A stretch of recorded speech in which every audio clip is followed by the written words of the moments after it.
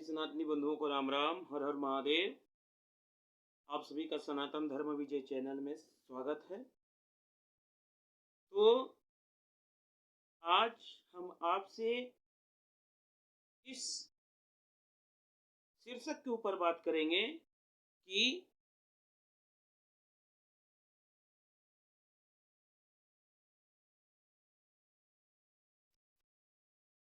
कलयुग के शुरुआत से लेकर अभी तक किन किन महानुभावों ने सनातन धर्म का पतन करने में और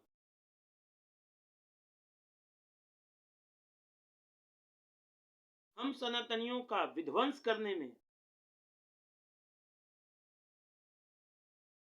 बहुत महत्वपूर्ण योगदान दिया,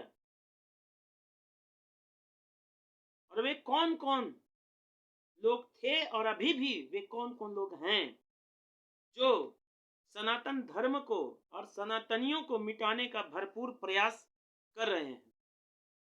तो हम आपको बताने का प्रयास करते हैं और आपको आने वाले परिस्थितियों के बारे में सतर्क कर रहे हैं। तो आगे हम सभी बात करें उससे पहले हम सभी चलते हैं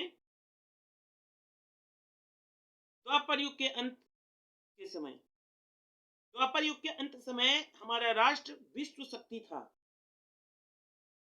और विश्व गुरु भी था। अलग अलग जगहों के लोग यहाँ पर आकर के पढ़ते थे। बहुत सारा यहाँ विश्वविद्यालय था जिसमें धर्म की शिक्षा दी जाती थी, शस्त्र एवं शास्त्र की शिक्षा दी जाती थी, आयुर्वेद की शिक्षा दी जाती थी। जब कलयुग आया, धीरे धीरे लोगों का मति भ्रष्ट होने लगा, बुद्धि भ्रष्ट होने लगा, लोग आपस में लड़ने लगे, यहां तक कि धर्माचार्य भी आपस में लड़ने लगे। एक दूसरे के इष्ट देवताओं को बुरा भला कहने लगे। समाज धीरे धीरे टूटता गया। दूसरा दूसरा पंथ बन गया।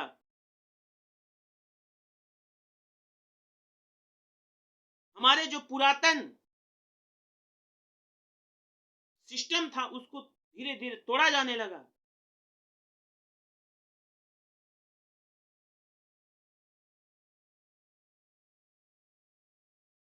और हम सभी के आपस में बटे रहने के कारण इस देश में बहुत सारे सनातन धर्म के शत्रुओं ने, हमारे राष्ट्र के शत्रुओं ने आक्रमण किया। मुट्ठी भर फ्रांसीसियों ने इस देश में आक्रमण किया और विजयी इसलिए हुए क्योंकि हम सभी आपस में बटे हुए थे।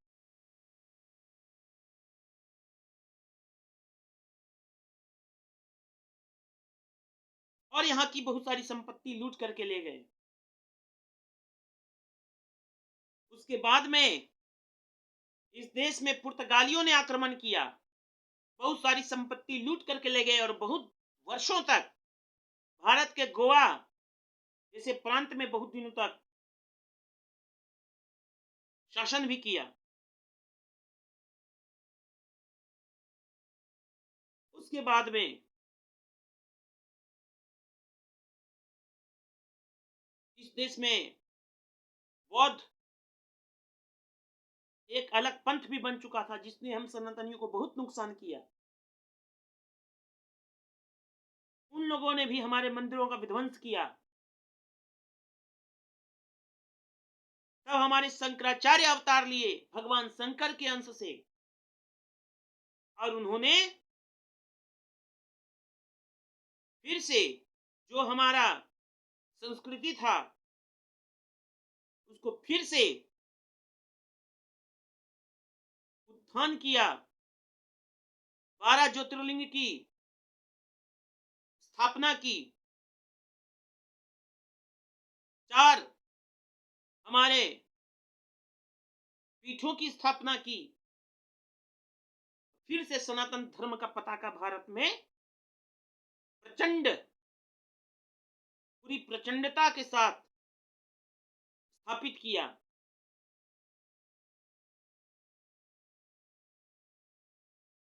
फिर भी सनातनी आपस में बहुत सारे बटे हुए रहे। इस देश में मुगलों का आक्रमण हुआ और हम सभी के आपस में बटे रहने के कारण हम सभी ने राष्ट्र की रक्षा की जिम्मेदारी केवल क्षत्रियों को दे रखी थी। लेकिन उधर से कल्ट आता था लड़ने के लिए तो सब मिलके भेड़िया की तरह आता था और क्षत्रिय लड़ते रहते थे और हिंदू बैठ के तमाशा देखता था कि देखते हैं कौन जीतता है। लेकिन जब क्षत्रिय हार जाते थे तो अत्याचार सभी सनातनियों के ऊपर वो पापी अधर्मी करते थे।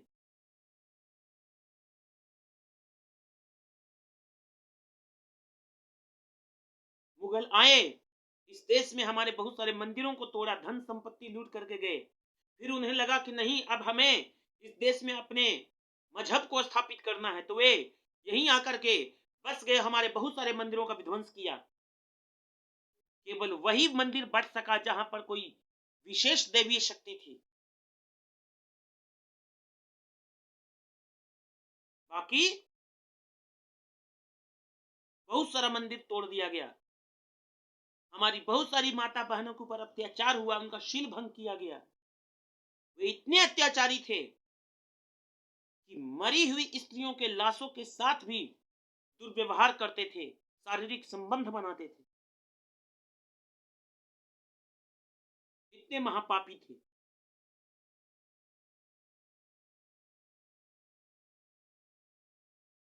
बहुत सारे लोगों का धर्म परिवर्तन कराया गया।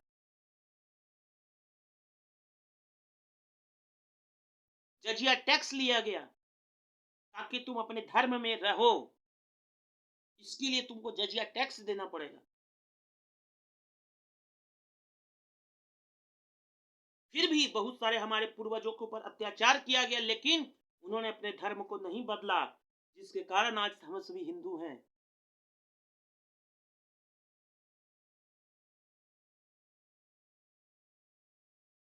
600-700 साल तक इन मुगलों ने इस राष्ट्र पे, हम सनातनियों पे शासन किया, अत्याचार किया।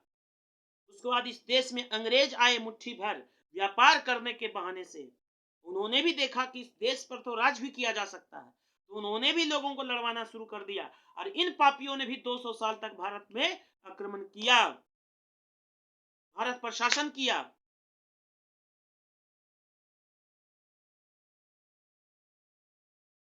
उसके बाद में मुगल तो मंदिर देखते थे तो तोड़ देते थे या जजिया टैक्स लेते थे, लेकिन अंग्रेजों ने मंदिर को अपने आमदनी का जरिया बनाया। उन्होंने मंदिर को अपने कब्जे में लिया और जो भी दर्शन करने जाता था उससे टैक्स लिया जाता था, और जो पैसा देने में सक्षम नहीं था उनको भगा देता था। और बाद में उस समाज के लोगों ने ब्राह्मणों के ऊपर यह क्लेम लगाया कि मंदिर में हम लोग को आने पर रोक ब्राह्मणों ने लगाया, जबकि मंदिर में आने से रोकने वाले वे थे जो हिंदुओं से टैक्स लेते थे, और जो पैसा नहीं देता था उसको अंदर घुसने नहीं देते थे। सनातन धर्म में ब्राह्मण, क्षत्रिय, वैश्य, शूद्र 4 वर्ण हैं और चारों अनादिकाल से भगवान की पूजा करते आ रहे हैं। तो ब्राह्मण क्यों मना करेगा किसी को मंदिर आने से? ब्राह्मण सनातन धर्म का आचार्य है, सनातनियों का आचार्य है, सब उसके भाई हैं, तो क्यों मना करेगा मंदिर आने से?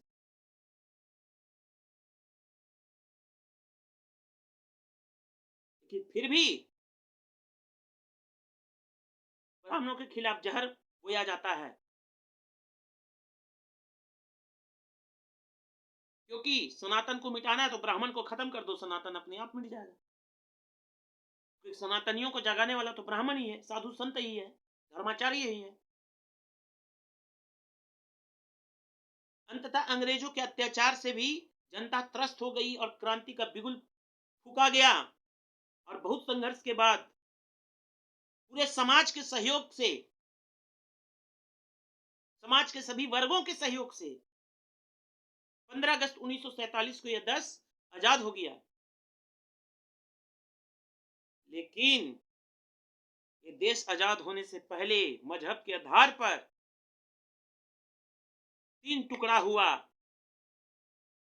पश्चिमी पाकिस्तान, पूर्वी पाकिस्तान, जिसमें एक बाद में बांग्लादेश बना, और तीसरा भारत। मजहब के आधार पर जो देश बटा वो तो इस्लामिक कंट्री बन गया। वहां हिंदुओं की स्थिति नरक से भी बदतर हो गई।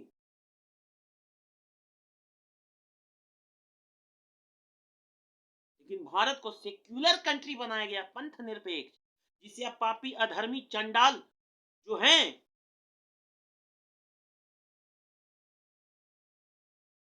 वो धर्म निरपेक्ष बताने लगे हैं, जबकि धर्म कभी निरपेक्ष नहीं होता है। धर्म सदैव से सापेक्ष रहा है और सापेक्ष ही रहेगा। जो धर्म निरपेक्ष हो गया समझ लो अधर्मी हो गया। उसका धर्म ही जब निकल गया तो समझो सब उसका नष्ट हो गया। जिंदा भी है तो जिंदा रहते हुए मरे हुए के समान है।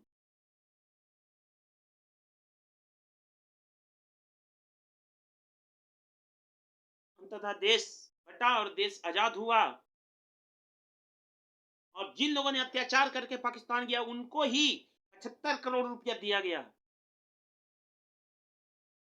लेकिन पाकिस्तान से आए हुए हिंदुओं को रहने के लिए सही कोई व्यवस्था नहीं किया गया। ठंड में ठिठुरने के लिए, मरने के लिए छोड़ दिया गया।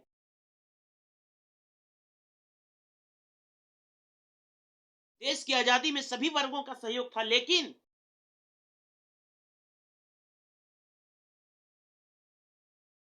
आजादी का श्रेय कुछ ही लोगों को दिया जाता है।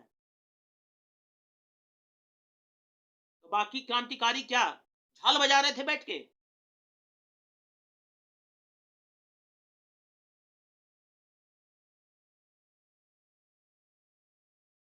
जो सच्चे क्रांतिकारी थे उनको इतिहास की किताब से हटा दिया गया। और जो अंग्रेजों की चाटुकारिता करते थे, गुलामी करते थे, और देश पर राज किए मुख्यमंत्री प्रधानमंत्री बन करके बैठ गए।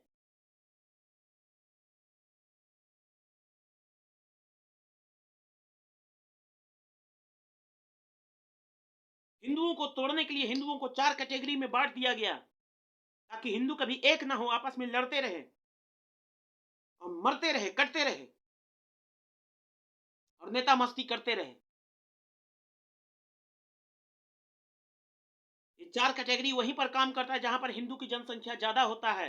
जिस दिन दूसरे पक्ष की जनसंख्या ज्यादा हो जाता है वहां पर हमें ना कोई जनरल कहता है, ना एससी कहता है, ना एसटी कहता है, ना ओबीसी कहता है। केवल अपना वे हमें शत्रु समझते हैं।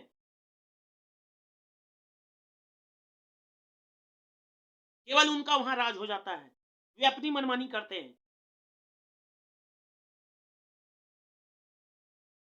ये सब बातें हमें समझने की आवश्यकता है। यदि हम लोग अभी भी नहीं समझे तो कोई दूसरा समझाने वाला नहीं आएगा।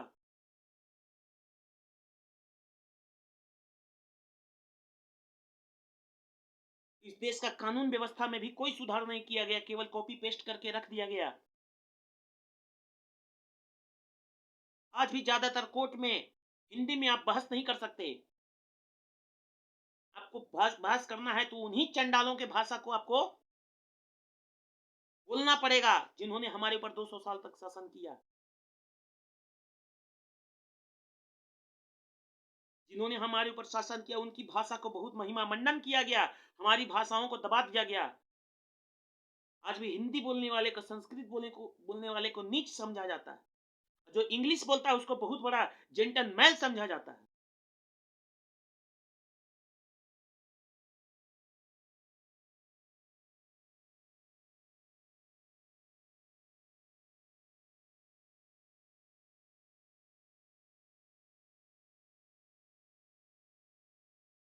कानून कानून व्यवस्था भी वही है। एक केस अगर किसी के ऊपर हो गया तो 5 साल 10 साल वो रगड़ाइत रहता है। न्याय भी किसी को मिलता है तो बहुत समय हो जाता है, और देर से भी मिला हुआ न्याय अन्याय के बराबर होता है। अगर कोई पीड़ित न्याय के लिए जाता भी है कोर्ट कचहरी तो उसको वहां पर कस्टमर के नजरिए से देखा जाता है, क्लाइंट के नजरिए से देखा जाता है, ग्राहक के नजरिए से देखा जाता है, उससे भी वहां पर पैसा लूटा जाता है और उसका कोई गारंटी नहीं है कि उसको न्याय मिलेगा कि नहीं मिलेगा।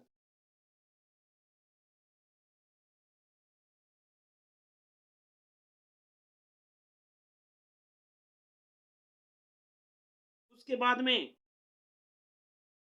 रही सही कसर, मीडिया जगत के लोगों ने भी कर लिया, सच को झूठ, झूठ को सच दिखाया। दूसरे पंथ का व्यक्ति के साथ कुछ होता है तो उसको बहुत भुनाया जाता है, लेकिन हिंदू के साथ कुछ होता है तो उस समाचार को दबा दिया जाता है। हिंदुओं के ऊपर ही अत्याचार होता है, हिंदुओं को ही गुंडा बताया जाता है। हमारे शंकराचार्यों के नेटवर्क को तोड़ा गया, हमारे मंदिर के नेटवर्क को तोड़ा गया। आज भी हमारे मंदिर सरकार के कब्जे में है, उस पैसे का लूट हो रहा है, उस पैसे का गलत उपयोग हो रहा है, जबकि उस पैसे से गुरुकुल बनाना चाहिए था, गौशाला बनाना चाहिए था, जिसमें सभी सनातनी अपनी धर्म की शिक्षा लेते, ज्ञान लेते, शस्त्र एवं शास्त्र की शिक्षा लेते, अपने धर्म की, अपने राष्ट्र की रक्षा करते।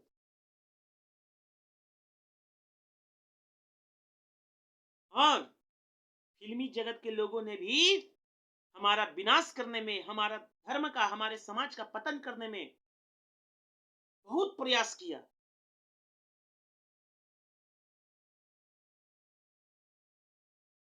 टीका वाले, सिखा वाले, धोती वाले को गुंडा, दूसरे पंथ वाले को हीरो, अच्छा आदमी, इंसान।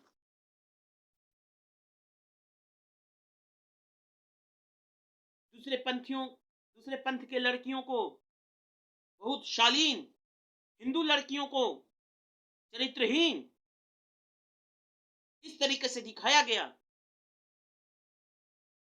हमारे देवी देवताओं को अपमान किया गया, नीचा दिखाया गया, दूसरे के लोगों को, दूसरे के मानने वाले को बहुत ही ऊंचा दिखाया गया।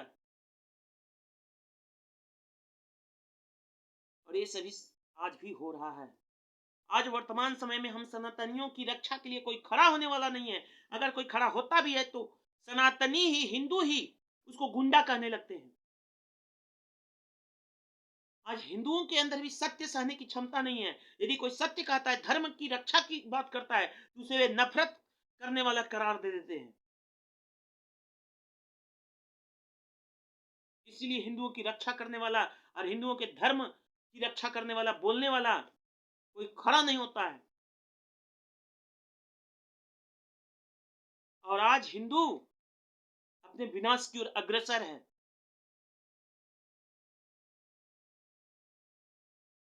यदि हम सभी अपना कल्याण चाहते हैं तो हमें फिर से अपने धर्म की ओर लौटना होगा।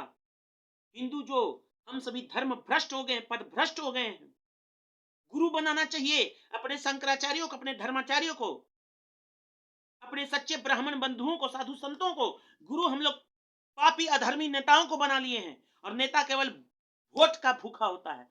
जिसको जिधर से ज्यादा वोट मिलेगा उसके पक्ष में बोलेगा, उसके बारे में महिमा मंडन करेगा, उसकी रक्षा करेगा, उसकी सुविधा के लिए कार्य करेगा। तुम्हारे लिए क्यों कार्य करेगा? हिंदू के पास एक बेटा, एक बेटी, बेटी तो चल जाती है ससुराल, बेटा बचेगा एक, तो वोट एक ही ना पड़ेगा हिंदू के घर से। क्यों काम करेगा नेता आपके लिए? क्यों आपकी रक्षा की बात करेगा? और आपने गुरु जिसको बनाना चाहिए था उसको नहीं बनाया, गुरु बना लिया इन पापी अधर्मी नेताओं को। इसीलिए 75 साल से ज्यादा इस देश की आजादी के होने के बाद भी हम सनातनियों का बहुत ही दयनीय स्थिति इस देश में है। आज स्थिति यह है कि भारत के 10 स्टेट में हम सभी अल्पसंख्यक हो चुके हैं। सभी भाइयों से आग्रह है कि फिर से हम सभी को अपने धर्म की ओर लौटने की आवश्यकता है, सही मार्ग पर आने की आवश्यकता है, अपने राष्ट्र की, अपने धर्म की रक्षा करने की आवश्यकता है।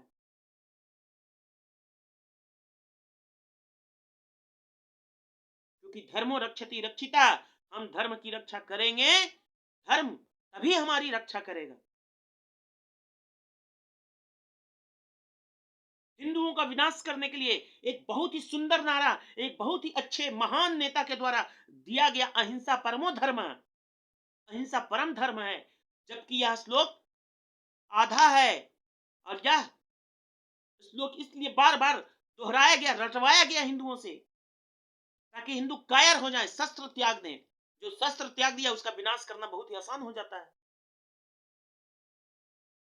जबकि पूरा श्लोक है अहिंसा परमो धर्मा, धर्म हिंसा तथैव च।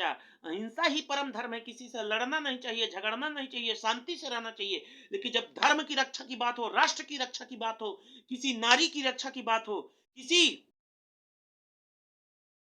निर्दोष की रक्षा की बात हो, किसी धर्मात्मा की रक्षा की बात हो, तो उस समय हिंसा करना ही परम धर्म है।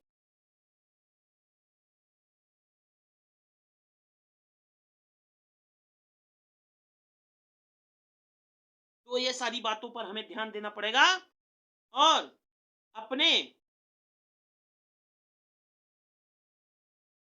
सही गुरु, सच्चे ब्राह्मण, साधु संत, शंकराचार्य की बातों को मानना होगा। अपने ग्रंथों को पढ़ना होगा, उसमें जो अच्छी बात लगे उसको अपने जीवन में लागू करना होगा, अपने परिवार को मजबूत करना होगा। तब जा करके हमारा कल्याण होगा। बाकी सभी सनातनी भाइयों को राम राम, हर हर महादेव।